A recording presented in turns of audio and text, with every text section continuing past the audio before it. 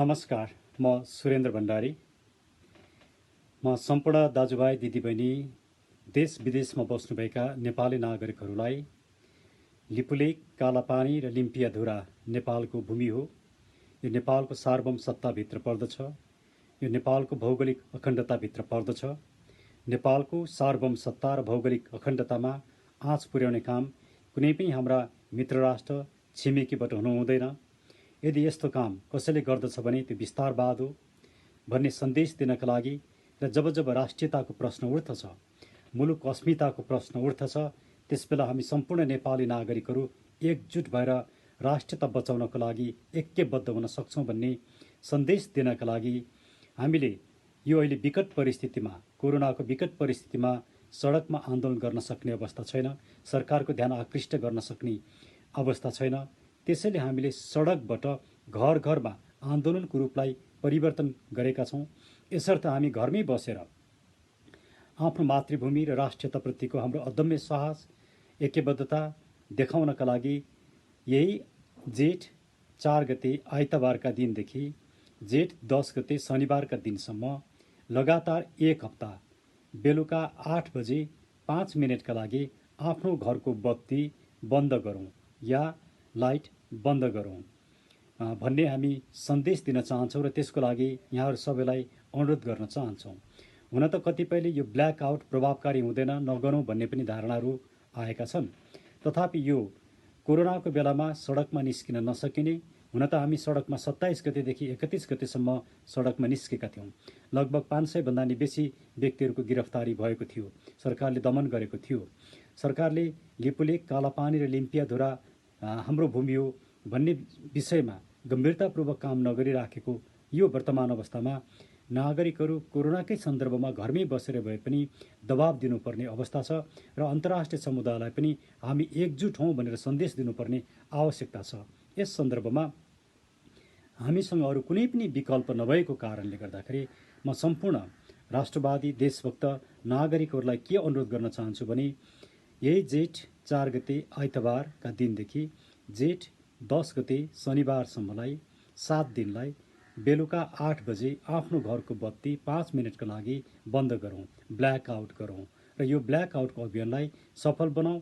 यसले हाम्रो सरकारलाई पनि, मुलुकभित्र सरकारलाई पनि दबाब दिन्छ भने अन्तर्राष्ट्रिय क्षेत्रमा पनि नेपालीहरू राष्ट्रियताको मामलामा एकजुट छन् भन्ने सन्देश दिन्छ। तपाईँ हामीले यो ब्ल्याक आउटलाई सफल बनाउन सक्यौँ भने हाम्रो भूमि बचाउनका लागि हामीले एक कदम भए पनि राम्रो काम गरेका हुनेछौँ र एक कदम अगाडि बढ्नेछौँ। त्यसैले म पुनः यो ब्ल्याक आउटलाई समर्थन गरिदिनु हुन हार्दिक अनुरोध गर्दछु। धन्यवाद। मेकिङ नेपाल युट्युब च्यानलमा म अर्जुन शिवाकोटी यहाँहरूलाई स्वागत गर्दछु। पछिल्लो चरणमा मेकिङ नेपाल लगायत सम्पूर्ण अभियन्ताहरूले जुन एउटा कार्यक्रम तय गरेका छ, आउँदो आइतबार अर्थात् जेठ 4 गते बेलुकी 8 बजे 5 मिनट बत्ती बालेर विश्व बजार सामु भारतीय विस्तारवाद नीति, भारतीय साम्राज्यवाद नीति विरुद्ध एउटा सन्देश दिनको लागि विश्व बजारलाई एउटा जुन भारतीय प्रभाव छ, विश्व बजारमा नेगेटिभ प्रभाव छ, त्यसलाई खुलस्त पार्नको लागि नेपालका सबै अभियन्ताहरू डाक्टर सुरेन्द्र भण्डारीदेखि लिएर ज्ञानेन्द्र साई, हेमराज थापा, भीम उपाध्याय लगायत दर्जनौं साथीहरू अथवा अभियन्ताहरू बीच एउटा निर्णय भएर जुन हामीले काम गरेका छौं त्यसलाई सफल पुर्याउनको लागि हामी फेरि पुनः सबैलाई मेकिङ नेपाल र म अर्जुन शिवाकोटीको तर्फबाट पनि सम्पूर्ण नेपालीलाई कमसेकम पहिलो चरणमा हामीले काठमाडौँमा बत्ती बाल्ने अभियान चाल्यौं भने पछि धेरै साथीको भनाइ छ अरु ठाउँमा चाहिँ किन भएन, सिंगो नेपालमा किन भएन भन्ने छ। यो दोस्रो चरणमा हुन्छ।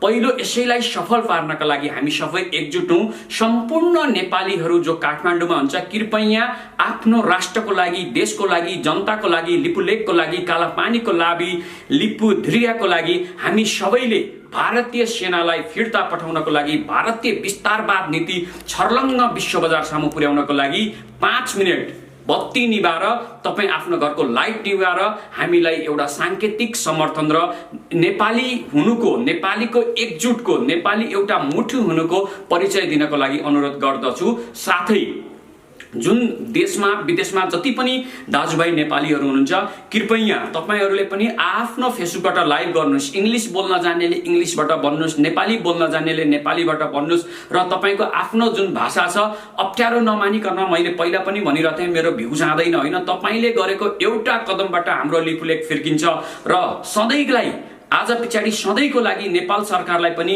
काँडे बार लाउनको लागि एउटा प्रेरणा मिल्छ भने नेपाल सरकारले पनि गर्ने अब कुनै किसिमको सम्झौता, कुनै किसिमको एग्रिमेन्ट इन्डियासँग अथवा अन्तर्राष्ट्रिय बजारमा हुन्छ एकचोटि उ सोच्न बाध्य हुन्छ।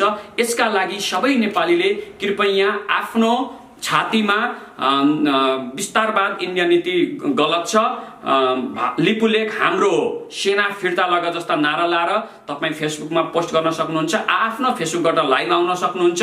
यति भन्दै सम्पूर्ण नेपालीलाई फेरि एकपटक आउँदो आइतबार जेठ 4 गते बेलुकी 8 बजे मात्र 5 मिनटको बत्ती निभाएर विश्व बजार सामु नेपाली समाजको सन्देश, काठमाडौँवासीको सन्देश, हाम्रो एकतामा दुई मत छैन भन्ने सन्देश दिनको लागि हार्दिक अनुरोध गर्दछु। नमस्ते। यो भारतीय विस्तारवादको पराकाष्ठा सीमा अति नै नागिसकेको छ। कति सहेर बस्ने, कति चुपो लागेर बस्ने। अब जनता गाउँ गाउँबाट, घर घरबाट उठ्नुपर्ने, जाग्नुपर्ने बेला साँच्चीकै आइसकेको छ। त्यो मलाई पनि अनुभव भएको छ, हजुरहरूलाई पनि साँच्चीकै अनुभव भएको छ। त्यसैले भारतीय विस्तारवाद कोही विरुद्धमा यसको चर्को विरोध गर्नका लागि आइतबार जेठ 4 गते आइतबार राति 8 बजे 5 मिनटको लागि, मात्र 5 मिनट, आइतबार 5 मिनटको लागि 8 बजेदेखि 8 बजेर 5 मिनटसम्म 5 मिनट आफ्नो घरको बत्ती निभाएर यो भारतीय विस्तारवादको विरुद्ध चर्को विरोध गरौँ, मौन विरोध गरौँ। साँच्चीकै अब बोल्ने बेला आएको छ, हामीले पनि विरोध गर्नुपर्छ। घरमै बसेर विरोध गरौँ।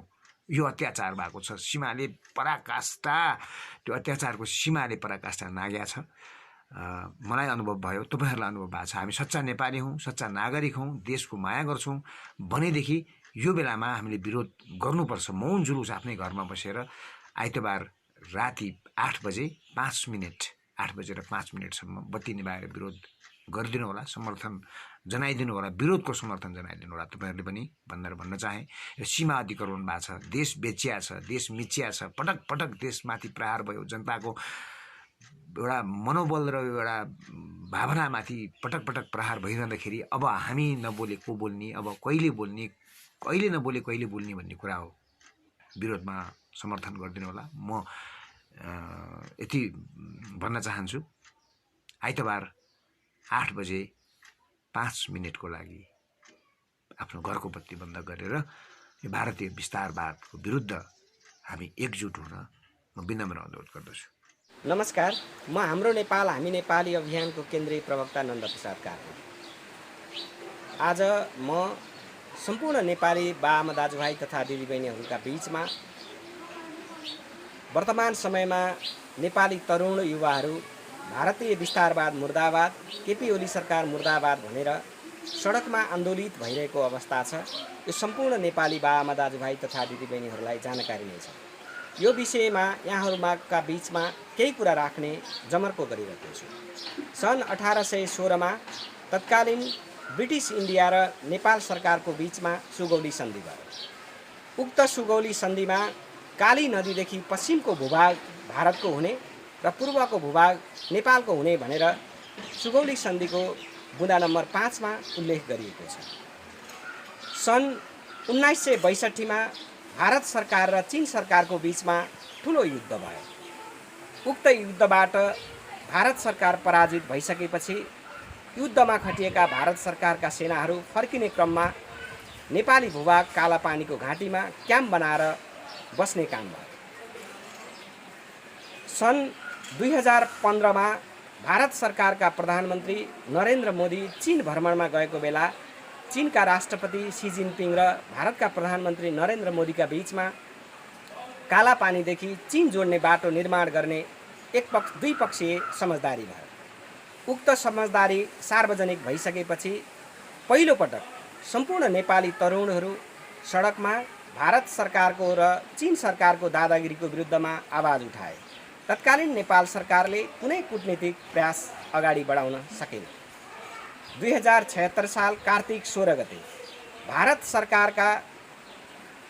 भारत सरकारले नेपाली भूमि लिपुलेक, कालापानी र लिम्पियाधुरा आफ्नो राजनीतिक नक्सामा राखेको कुरा सञ्चार मिडियामा सार्वजनिक भइसकेपछि दोस्रो पटक सम्पूर्ण नेपाली युवाहरू सडकमा ओर्लिए। भारत सरकार मुर्दाबाद भन्ने चर्का नाराका साथ सडकमा ओर्लिएका युवाहरूको भावनालाई वर्तमान केपी ओली नेतृत्वकै सरकार त्यति बेला पनि भएको कारणले उसले खासै कूटनीतिक प्रयास अगाडि बढाउन सकेन। सन् 2018 मा नेपाली भूमि लिपुलेक, लिम्पियाधुरा र कालापानी क्षेत्रका कुटी, गुन्जी र नाभी गाउँहरूको जनगणना गर्ने भैरव रिसाल आज पनि जिउँदै हुनुहुन्छ।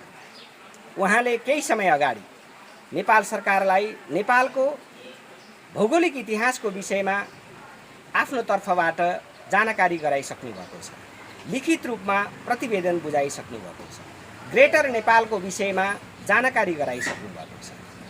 2077 साल वैशाख 26 गते भारत सरकारका संघीय रक्षा मन्त्री राजनाथ सिंहले नेपाली भूमि कालापानी, लिपुलेक हुँदै मित्र राष्ट्र चीनको स्वशासित क्षेत्र मानसरोवर जोड्ने 79 किलोमिटर बाटो एकपक्षीय रूपमा शिलान्यास गरेको अवस्था सार्वजनिक भइसकेपछि तेस्रो पटक आम नेपाली तरुण, राष्ट्रभक्त, राष्ट्रवादी नेपालीहरू अहिले आन्दोलनमा उत्रिएका छन्। आन्दोलन अगाडि बढाउने क्रममा अहिले कोभिड-19 कोरोना भाइरस रोकथाम तथा नियन्त्रणको सवालमा विश्व आक्रान्त भइरहेको अवस्था छ।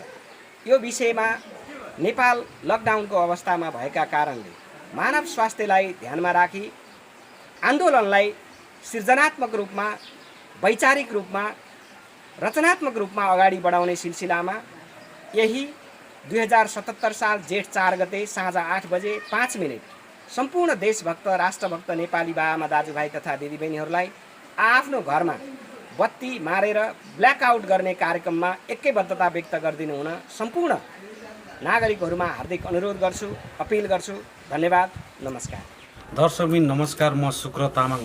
म हजुरहरूलाई सम्पूर्ण दर्शकबिन, हाम्रो साथी मित्र आमा सम्पूर्णलाई म के भन्न चाहन्छु भने हाम्रो बेचिएको लिपुलेक, कालापानी चाहिँ फिर्ता ल्याउनको लागि हामी घरै बसेर अभियान गर्नको लागि हजुरहरूलाई म के आग्रह गर्न चाहन्छु भने हामी आफ्नो फेसबुकमा चाहिँ आफ्नो छातीमा चाहिँ मेरो देश जोगाउँ बचाउँ भन्ने जस्तो एउटा लेखेर चाहिँ आफ्नो फेसबुकमा पोस्ट गरेर सबैले सहयोग गरिदिनु हुन्छ भन्ने मलाई पूर्ण आशा छ। र म यहाँ नेपालमा जति पनि बस्नुभएका हाम्रो दिदीबहिनी दाजुभाइहरूसँग के भन्न चाहन्छु भने अब आउने आइतबार चाहिँ 5 मिनटको लागि, बेलुका 8 बजे 5 मिनटको लागि चाहिँ सबैजनाले बत्ती निभाएर एउटा देश बचाउ अभियानको रूपमा चाहिँ यसलाई हामीले सबैले लिएका छौँ। सबैले यो साथ दिनुहुन्छ होला, सबैले यो गरिदिनुहुन्छ भन्ने मलाई आशा छ र सबैले नबिर्सिकन यो काम गरिदिनु हुनको लागि अनुरोध गर्दछु। हस्त, नमस्ते।